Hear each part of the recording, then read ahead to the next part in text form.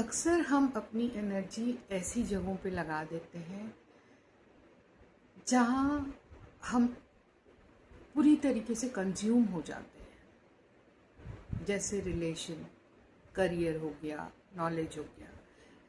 तो ये सारी ऐसी, और ये हमारी ज़िंदगी के सबसे मेन एरियाज हैं।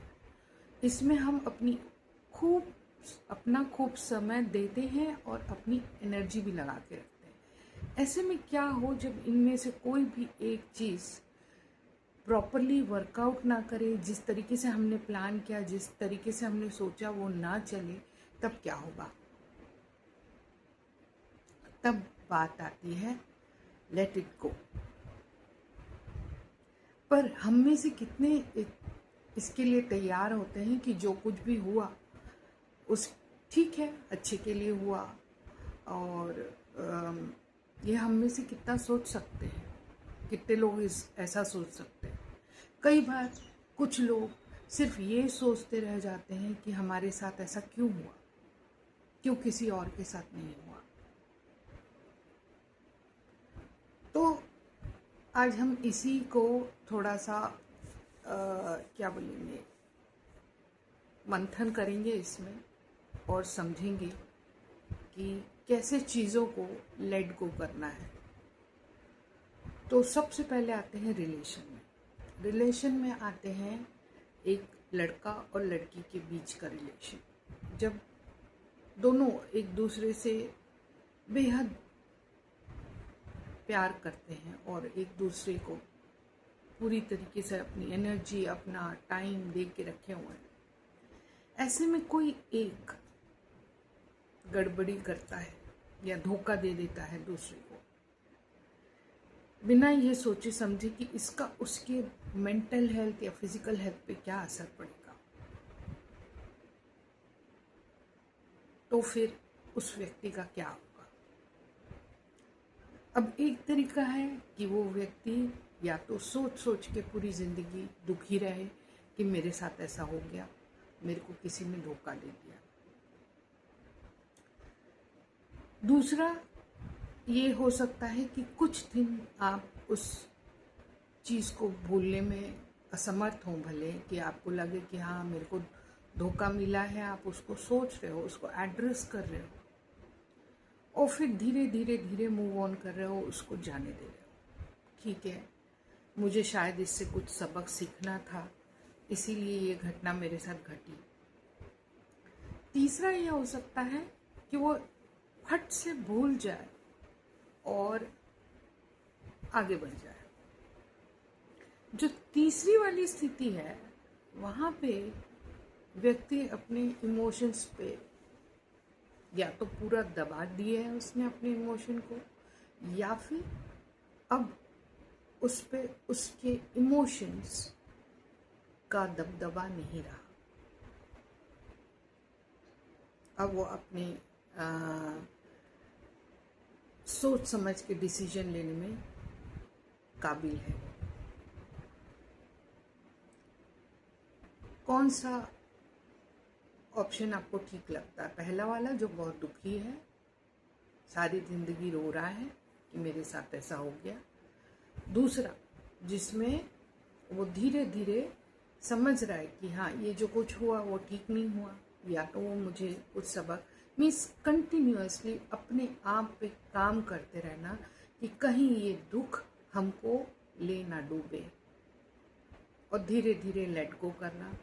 या तीसरी स्थिति जहाँ पे तुरंत उस सिचुएशन से बाहर निकल के अपने आप को संभालना और आगे बढ़ना। देखा जाए तो तीसरी स्थिति बहुत अच्छी है, लेकिन हम में से कई लोग हम लोग ट्रेंड नहीं रहते हैं, मेंटली प्रिपेयर्ड नहीं रहते हैं हर दुख के लिए कि इतनी आसानी से दुख को भूल जाए और आगे बढ़ जाए। ये तो बहुत खुशकिस्मती की बात होगी यदि हम आसानी से दुख को भूल जाएं तो, पर ऐसा होता नहीं है। हमको दुख एक ऐसी चीज़ है जो हर वक्त आपके साथ रहती है, जो जल्दी नहीं चली जाती। वहीं सुख क्या है? कुछ क्षण में रहती है, फिर कोई दुख आपको घेर लेगा। तो आपको कंटिन्यूअसली अपने ब्रेन को ट्रेन करना पड़ेगा कि मैं सुखी कैसे रहूं, ऐसे हालात को कैसे नज़रअंदाज करूं या ऐसे हालात से कैसे पार पाऊं। अब ऐसा मैंने रिलेशन की जब बात की है तो अभी तो एक ही सिचुएशन बताई जहाँ एक लड़का और लड़की का रिलेशन है। अब आ जाते हैं ऐसे रिलेशन हैं जहाँ पे एक जन बहुत ही ज़्यादा दूसरे रिश्ते को दबा रहा है। अब वो एक माता पिता का रिश्ता हो सकता है अपने बच्चों के साथ। पता चला माता पिता अपने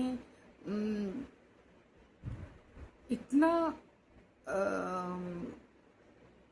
दबाव डाल के रखे अपने बच्चों पे कि हर वक्त तुम बस अच्छा करो, अच्छा करो, बस हमको क्या बोलते हैं, हमारे लिए करो क्योंकि ये तुम्हारा धर्म है, कर्म है। मतलब हर तरीके से बच्चे को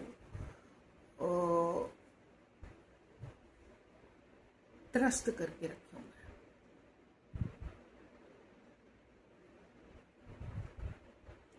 तो यहाँ पे बच्चा जो है ना वो फंस जाता है।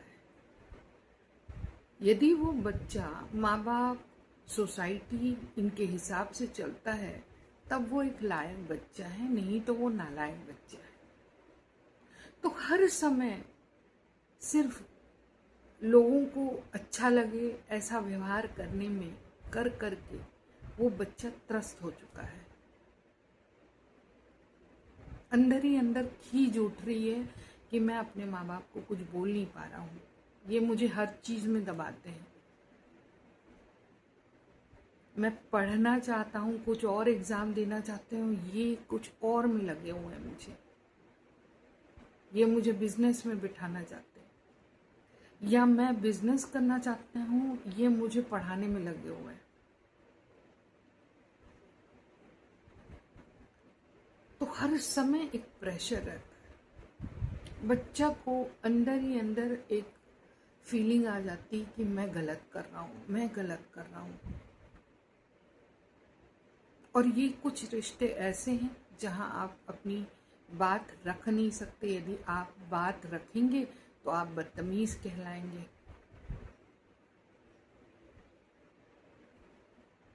तो ऐसी स्थिति में बच्चे को क्या समझना चाहिए कि मेरे को कितना अपने माता पिता की बात माननी है और कितना अपने को अपने बारे में सोचना है। ये उस बच्चे को, उस इंडिविजुअल को तय करना पड़ेगा और उस हिसाब से आगे बढ़ना पड़ेगा।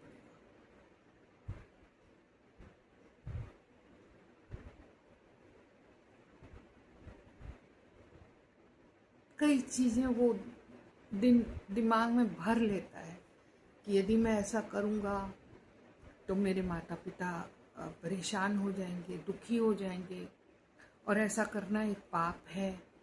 पता नहीं दुनिया भर की चीज़ें हमने बच्चों में भर दी है कि यदि वो माता पिता के लिए ऐसा नहीं करेंगे तो दुष्टता है, वो पापी हैं। ऐसा नहीं करेंगे, बड़ों का इज्जत वो नहीं करेंगे तो दुष्ट है हमारे बच्चे। कहना नहीं मान रहे हैं तो बदतमीजी कर रहे हैं। अरे कभी हम उनकी भी तो सुन लें कि वो क्या चाहते हैं, उनको भी समझाएं कि यदि उनके करियर में इस टाइप का कुछ लो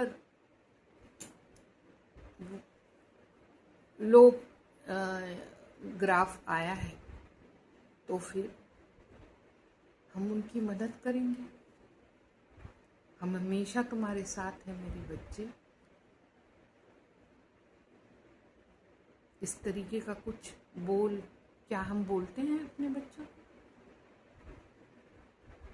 क्या हम कभी उनको समझने की कोशिश की कि यदि वो अपने लाइफ में लो पॉइंट पे हैं तो समझे कि क्या इनका दिल टूटा है, क्या इनके करियर में कुछ इनको प्रॉब्लम है या कुछ और प्रॉब्लम है। इससे पहले कि बाहर वाले आके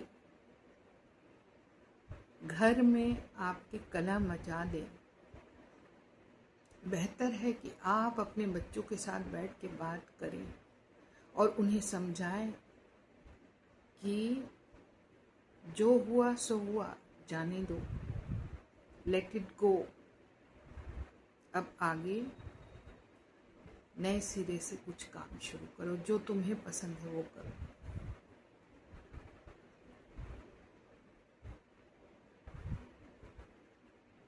ये रिलेशन की बात हो गई। रिलेशन में आपको क्या क्या लेट गो करना है। कभी कभी माँ बाप जो आपको बहुत ज़्यादा दबा रहे हैं, हद से ज़्यादा स्ट्रिक्ट है और आपको अपने तरीके से जीने नहीं दे रहे हैं, तब ये उनको समझाना ज़रूरी है कि मेरे भी कुछ सपने हैं, मेरे भी कुछ अरमा है, मुझे खुश रहने दीजिए।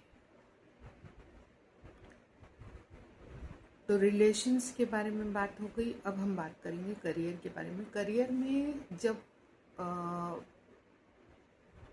सेम चीज़ आ गई, यदि बच्चा करियर को लेकर परेशान है, उसने मैथ्स कर लिया, उसको करना था इंटीरियर डिज़ाइनिंग, अब ये मैथ्स किसी काम का नहीं है, इतने साल उसमें बर्बाद कर दिए,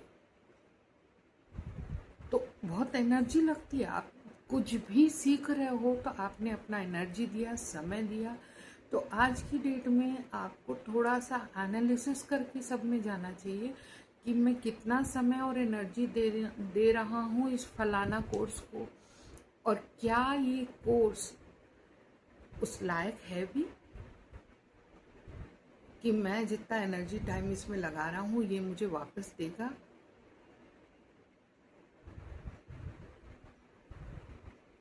कई जगह पे आपको डिसीजन लेना पड़ेगा। You can not be like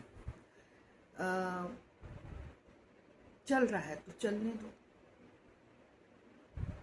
हर कोई सरेंडर मोड में नहीं रह सकता। सरेंडर मोड में क्या होता है, आपको फुल फेथ होना चाहिए कि मैं जो भी कर रहा हूँ सही कर रहा हूँ और भगवान मेरे साथ हैं, वो मुझे गाइड कर रहे हैं हर वक्त इस टाइप से। That is surrender mode.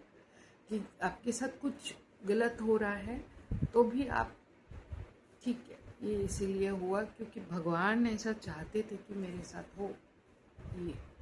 ये सरेंडर मोड है। लेकिन कंट्रोल मोड, कंट्रोल तो खैर आप किसी चीज़ को नहीं कर सकते, आप करियर को भी नहीं कर सकते, आप अपने लाइफ पार्टनर को कौन आएगा, अपने रिलेशन को भी कंट्रोल नहीं कर सकते, बट थोड़ा सा ध्यान आप दे सकते हो। कंट्रोल मत करिए, ध्यान दे सकते हो कि आप कर क्या रहे हो। करियर में ऐसे बहुत पड़ाव आएंगे, जब आप लो पॉइंट में चले जाएंगे तब आपको उसको लेट गो करना आना चाहिए कि ठीक है, ये मेरे लिए नहीं बना था। जब मेरी नौकरी छूटी तो मैंने सोचा कि चलो कोचिंग चालू कर देते हैं और अब इस पे ध्यान देंगे, अपना काम शुरू करेंगे। उससे पहले मैंने ट्यूशन छोड़ दिया था नौकरी के चक्कर में कि नौकरी मैं इतना समय सब जगह नहीं दे सकती, तो नौकरी परमानेंट अपना कर लेते हैं। ट्यूशन छोड़ दिया था। फिर बाद में जब नौकरी चली गई तब मेरे को ऐसा लगा कि वापस कोचिंग या ट्यूशन चालू करते हैं तो इससे अपने को एंगेजमेंट अच्छी मिलेगी, जो हम चाह रहे हैं कि पढ़ाना है वो। लेकिन मैं वहाँ गई तो मेरे को सिर्फ 2 ही स्टूडेंट मिले। सोचो, स्कूल में इतने सारे बच्चे थे, मेरा पढ़ाना उनको अच्छा लगता था, उसके बावजूद सिर्फ 2 बच्चे आए मेरे पास। उस समय मुझे ऐसा लगा कि मैं क्या कर रही हूँ या मेरा फ्यूचर कहाँ जा रहा है। बाहर से भी ज़्यादा कोई क्वेरीज नहीं आई कि हमको एडमिशन लेना है। एडवर्टाइजमेंट किए, मैंने अपना फर्नीचर वगैरह ले लिया, एक स्टूडेंट के घर में एक था रूम, वो रेंट पे ले लिया, सब कुछ कर लिया। लेकिन उस दौरान कुछ भी प्रोग्रेस नहीं हुआ, कुछ भी, जैसे ना जीवन की सुई अटक गई एक जगह आकर। अभी तक इतना काम था। मैं मम्मी से बात करती थी अपने की मम्मी पूछती थी और कैसा चल रहा है तेरा काम, क्या। मैं बोली मम्मी कुछ आगे नहीं बढ़ रहा, कुछ नहीं हो रहा है। मम्मी वहाँ से आश्वासन देती थी कि लगे रहो, धीरे धीरे सब हो जाएगा, अच्छा हो जाएगा। बस वो आश्वासन ही था मेरे साथ। उसके बाद क्या हुआ कि मेरे ख्याल से मैंने 7-8 महीने पढ़ाए होंगे और कोरोना आ गया।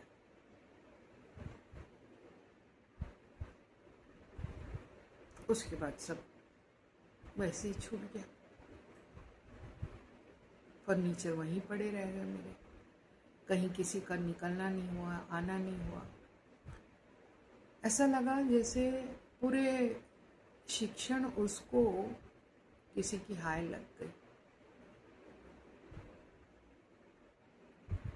मैं घर पे बैठी थी, मेरे साथ कई टीचर अब घर पे बैठ के पढ़ा रहे थे। मतलब मैं अपने घर पे थी, वो लोग स्कूल में काम करते हुए घर से पढ़ा रहे थे। ये डिफरेंस था। तो तब मुझे लगा कि लाइफ जो है मेरी सबसे लोएस्ट पॉइंट पे थी तब। नहीं, उससे पहले भी बहुत बार लो पॉइंट में गई हूँ मैं, ऐसा नहीं है। तो उस दौरान मैंने अपने आप पर काम करना शुरू किया। ये देखो, ये जो बोलते हैं ना अपने आप पर काम करने, ये कोई आसान काम नहीं होता। कई बार ये मजबूरी होती है कि इसके अलावा आपके पास कोई चारा ही नहीं है का, तो आप अपने आप पर काम कर रहे होते हैं। तो ऐसी मैंने बैठे बैठे सब इन्फ्लुएंसर्स को देखा, रिकॉर्डिंग करना शुरू किया, बहुत कुछ करना शुरू कर दिया। गाने गा के उनको वीडियो बनाना, कैनवा सीखा मैंने। तो ये सारा कुछ मैंने उस दौरान सीखा। उस दौरान भी मैंने बहुत कोशिश की कि मैं ऑनलाइन क्लास शुरू कर दूँ। मैं माइक खरीद के ले आई, ये कोरोना से पहले की बात है। मैं माइक खरीद के ले आई, वो माइक भी खराब निकला और मैं वापस करने नहीं जा पाई। देख रहे हैं भगवान कैसे कैसे रोकते हैं आपको। जब समय आता है तभी आप रिकॉर्डिंग कर सकते हो, तभी सब कुछ आपके यूनिवर्स आपको उस हिसाब से सब कुछ प्रिपेयर करके दे देगा, समय से पहले नहीं करेगा। लेकिन मेरे लिए ये सब भूलना बहुत डिफ़िकल्ट था कि मैं इतने साल काम किया, मैंने एक अपना मुकाम हासिल किया। ये एक अंदर से एक ईगो टाइप की फीलिंग थी मेरी। धीरे धीरे आप समझ आता है कि ऐसा कोई इंसान अपना मुकाम क्रिएट नहीं करता। ऐसा कोई महान व्यक्ति आप नहीं देखेंगे कि जिसके बारे में कुछ भी बकवास ना की गई हो। कोई भी महान व्यक्ति को ले लो, और यदि जिंदगी भर बकवास नहीं की गई हो तो उसके मरने के बाद उसके पीठ पीछे जरूर की गई होगी। तो हम जो कहते हैं ना, हमने ये मुकाम हासिल किया, हमने ये नाम हासिल किया, ये ऐसा कुछ भी नहीं होता। ये कब किस समय आपके हाथ से फिसल के निकल जाएगा आपको पता नहीं चलेगा। तो you should be prepared for all this. तो लगातार मैं लेट गो वाली मोड पे ही थी कि जाने दो यार, जाने दो। इतना करने के बाद भी कोई अपने को नहीं पूछ रहा, जाने दो। ऐसे बहुत किया, इन लॉज के लिए किया, हमेशा ससुराल में करती रही। लेकिन जहाँ आप हर वक्त पीपल प्लीजर बन जाते हो ना, तो कुछ एक गलती आपसे हुई और सामने वाले ने आपको बोल दिया आके, तो वहाँ बड़ी ठेस लगती कि इतने साल से हम क्या झक मार रहे थे इनकी सेवा करके। तब वो एक क्षण का जो उनका निकला हुआ शब्द हमको चुभने लगता है और हम उसी क्षण सोच लेते हैं कि बस अब बहुत हुआ। तो इस तरीके से मेरे साथ हुआ कि अब नहीं और नहीं सहन हो रहा। तो वो भी छोड़ दिया मैंने, फिर किसी को नहीं करना, रिश्तेदारों को भी नहीं करना, हो गया बहुत। क्योंकि आप करते रहोगे ना तो एक अंदर से फीलिंग होता है हम कितना कर रहे हैं, हम कितना कर रहे हैं, सामने वाले को ये एहसास नहीं है, तो वो लेट गो नहीं कर पाओगे आप। तो जब मैंने छोड़ा, रिश्तेदारों से बात करना छोड़ दिया मैंने कि मुझे अच्छा ही नहीं लगता था। मुझे लगता था कि रिश्तेदार सिर्फ मतलब के हैं, मतलब है तो बड़े मीठे बन जाते हैं और जब मतलब ख़त्म हुआ तो अपना अपना रास्ता नापते।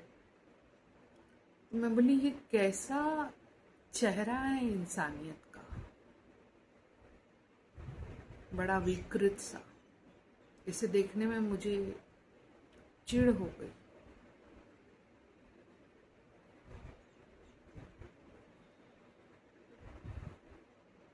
तो मुझे अंदर से ऐसा फील होता था कि मैं इनका अपमान कर रही हूँ, इनसे बात ना करके मैं ठीक नहीं कर रही हूँ, मैं छोटी हूँ, ये बड़े हैं।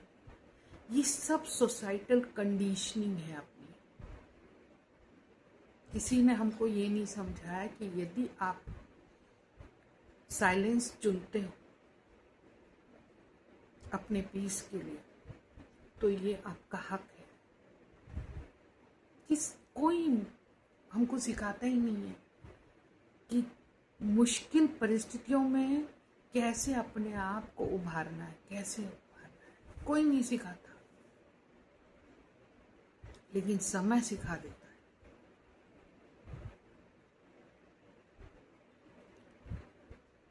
तो कोरोना के 3 साल जैसे तैसे निकले। उसके बाद मैंने फिर अपने करियर में फिर एक बार और सोचा कि कोशिश की जाए, फिर से स्कूल ज्वाइन किया। क्योंकि मैं कितना ही वीडियो बना लूँ, कुछ बना लूँ, मुझे ऐसा लग रहा था कि जो टीचिंग वाला पार्ट है ना वो कहीं छूट रहा है। और वो शायद मुझे लगता था कि मैं स्कूल जाके ही वो कर सकती हूँ। जो यंग बच्चे हैं, एक टीचर उनको इतने अच्छे से ट्रेन कर सकता है कि वो अपनी ज़िंदगी खूबसूरत बना सकते हैं। और मुझे लगता था कि इन यंग बच्चों को मेरी ज़रूरत है। मैंने फिर से ट्राई मारा, फिर से स्कूल ज्वाइन किया। मुश्किल से 4 महीने की होंगी कि मेरे को नसों में प्रॉब्लम हो गई। खड़े रहना मेरे लिए इम्पॉसिबल हो गया। दिन भर खड़े रह के पढ़ाना, और फिर इतनी क्लासेस दे दी गई मेरे को। पिछले स्कूल में खाना वाना एटलीस्ट बना मिलता था, यहाँ पे वो फैसिलिटी भी नहीं। दिन भर काम कर के मैं थक चुकी थी। फिर मुझे लगा शायद ये नहीं है जो मैं सोच रही थी। मतलब ना, आपको हर वक्त अपने ऊपर एक्सपेरिमेंट करना पड़ता है जब आप अपनी ज़िंदगी के लो पॉइंट में होते हो, और वही मैंने किया। फिर वो नौकरी भी छूट गई। घर में बैठे बैठे वापस सोचने लगी क्या करना है, क्या करना है। 3 साल बीत गए। 3 साल कम नहीं होते। हर दिन मेरी तबीयत खराब हो रही थी। अंदर में विचार ऐसे चल रहे थे कि मुझे ये बोलना है, यहाँ काम करना, वो करना है, ये करना है, लेकिन मैं कुछ भी काम शुरू ही नहीं कर पा रही थी। मज़े की बात तो ये थी, कुछ भी करता मुझे ऐसा कुछ भी मैं यदि चालू करने की कोशिश करती थी तो मेरे दिमाग का एक कोना मुझे रोकता था, मत कर, बहुत लोगों की नज़र लगी हुई है इस पे, वो तेरा काम बिगाड़ देंगे, मत कर मत कर, वो तेरा काम बिगाड़ देंगे। इस तरह से मैंने काम नहीं शुरू किया।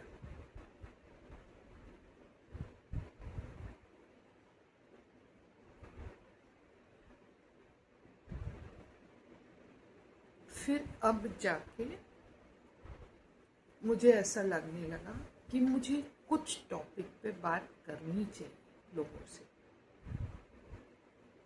मुझे अभी तक समझ नहीं आ रहा था टीचिंग करना क्या टीचिंग करना है। मैं सोचती थी कंप्यूटर पढ़ाना है शायद, पर मुझे अब समझ आया कि कंप्यूटर से भी बड़ी चीज़ें हैं जो हमको दुनिया को बतानी है, और वो है हमारे खुद के एक्सपीरियंसेस दुनिया को बतानी है। मुझे ये टीच करना था एक्चुअली, माई लाइफ एक्सपीरियंसेस।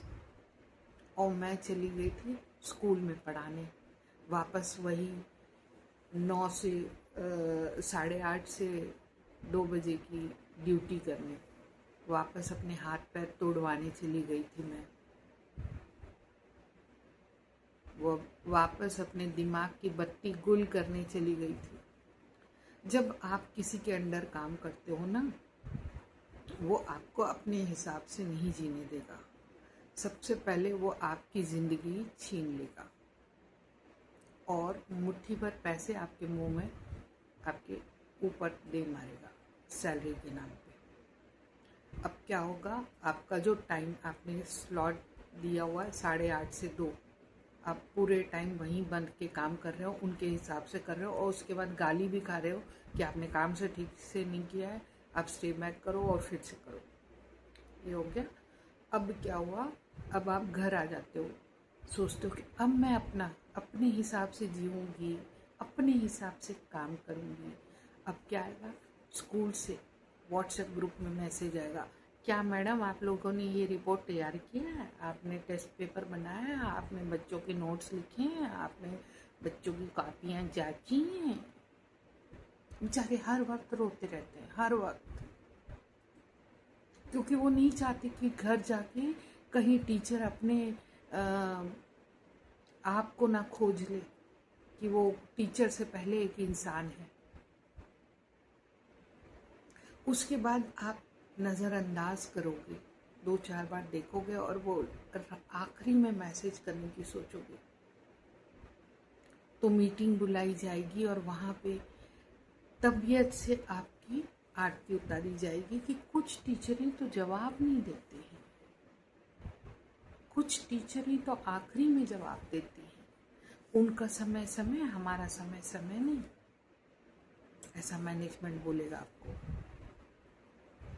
डरना नहीं है, उनको बोल दो हाँ हमारा समय समय है और आपका समय भी हमारा ही समय है, कोई परेशानी है आपको, और हम अपने हिसाब से काम करेंगे, आपको अच्छा लगता है तो ठीक है, नहीं तो आप अपने रास्ते, हम अपने रास्ते। तो अक्सर क्या होता है, हम सोचते हैं कि यदि ये नौकरी नहीं तो कुछ नहीं, यदि, और नौकरी हम जानबूझ के इसीलिए भी नहीं बार बार छोड़ना चाहते क्योंकि कौन वापस जाके सेटल हो। अब यहाँ सब मैं आपको इस नए ज़माने के बारे में बताना चाहूँगी कि इन लोगों ने इसी सारे प्रॉब्लम के साथ कैसे डील किया। जैसे पहले हमारे ज़माने में कोई किन्हीं दो युवा युवती को प्रेम हो गया, तो किसी का हार्ट ब्रेक हो गया, तो वो बंदा बिल्कुल एकदम डिप्रेशन में चला जाता था। अब के लोग ना इसके बहुत सारे सल्यूशन निकाले, अजब गरीब टाइप के, अजब गजब टाइप के फ्रेंड्स बना लिए हैं कि मेरे इस काम के लिए ये फ्रेंड्स, ये करने के लिए ये फ्रेंड्स, इस टाइप से इन लोगों ने सल्यूशन निकाला हुआ है। उसके बाद आओ कि इन्होंने करियर के साथ क्या करना है, ये मेरे सामने की बात है। अच्छी यंग टीचर्स आती थी लड़कियां ऑलमोस्ट जिनकी शादी नहीं हुई आती, काम करती, मज़े से रहती, पूरा टाइम अपने आप को देते, अपने मेकअप करना, अपना तैयार रहना, हमेशा वेल ड्रेस्ड। और हम लोग यहाँ पे जूझ रहे हैं कि कपड़े पसीने टपक रहे हैं, मुंह काला हुआ पड़ा हुआ है और परेशान हैं, तो हम अपने ऊपर ध्यान नहीं दे रहे। सारा हाँ ध्यान पढ़ाने में लगे हैं, स्कूल के काम में लगे हैं। लेकिन जो ये जनरेशन आई हमारे सामने, ये फुल टाइम मस्त रहती थी, नो डेडिकेशन एट ऑल।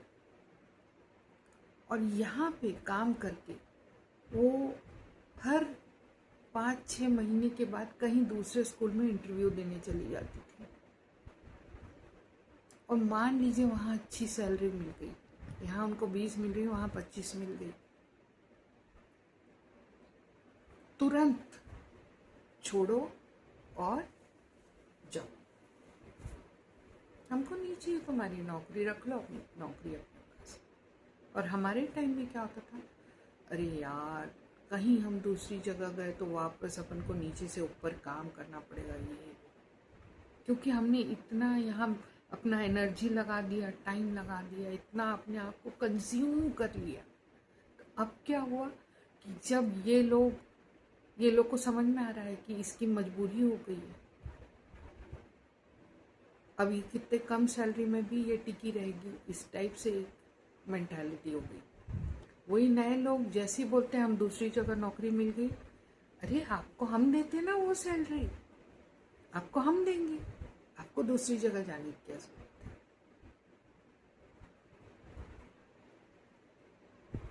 क्यों? क्योंकि ये लोग को समझ में आ गया कि कैसे लेट गो करना है फटाफट। लेट गो होना ही नहीं, वो स्थिति ही नहीं लाना है लेट गो वाली, उससे पहले कुछ दूसरा ढूंढ लो। आज ये बॉयफ्रेंड जहाँ लगा कि ये हमको धोखा दे सकता है या कुछ, दूसरे को ढूंढ लो, पहले से एक स्टैंड बाई में रख लो। ऐसा ये लोग रिश्ते के साथ करने लगे, नौकरी के साथ करने लगे, पढ़ाई के साथ करने लगे हैं। एक साथ दो चीज़ें ऑल्टरनेट चलती रहती हैं इनकी, ये नहीं तो ये नहीं तो कुछ और।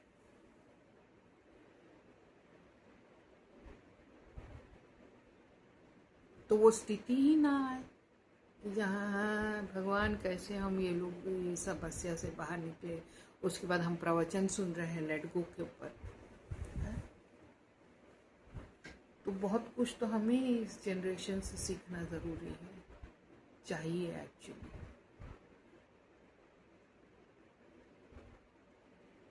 तो ऐसी कोई भी स्थितियाँ जो आप कहीं किसी चीज़ में रोक के रखी है, आपको आगे बढ़ने से रोक रही है, उस स्थिति से तुरंत बाहर निकलिए। और मैं बता दूं, डिप्रेशन नाम की कोई चीज़ नहीं होती। चाहे कोई कितना भी बोल ले डिप्रेशन डिप्रेशन करके, हम डिप्रेशन की दवाई खाते हैं, इस नाम की कोई चिड़िया नहीं होती। ये सब आपके मन में है। आप चाहो तो इससे निकल सकते हो, नहीं चाहो तो आप अपने मन को स्ट्रेस्ड आउट फील करवा सकते हो, डिप्रेशन जैसी स्थितियाँ ला सकते हो। लेकिन जब आपको समझ में आ जाएगा कि you are capable of doing every good thing in the world, तब आपको कोई नहीं रोक पाएगा। तब आपको शायद लेट गो भी नहीं करना पड़ेगा।